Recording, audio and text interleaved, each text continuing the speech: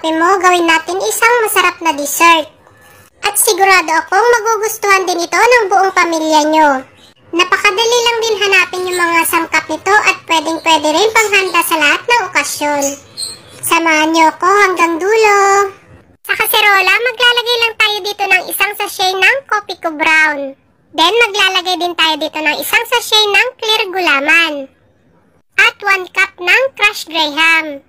Sunod ay maglalagay naman tayo dito ng 2 cups plus 1/4 cup ng tubig. At 1/3 cup ng condensed milk. Kung gusto ninyo ng mas matamis, pwede naman kayong magdagdag dito ng condensed.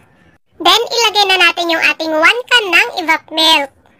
Halu-haluin lang natin ito hanggang mag-well combine na lahat yung ating mga ingredients.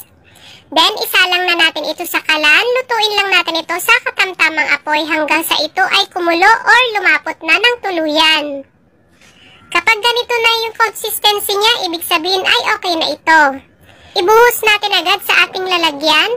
Mabilis lang kasi itong mamuo dahil sa gulaman. Then, ilalagay lang natin ito sa ref ng mga 2 oras hanggang sa ito ay lumamig. Salamat po sa panonood.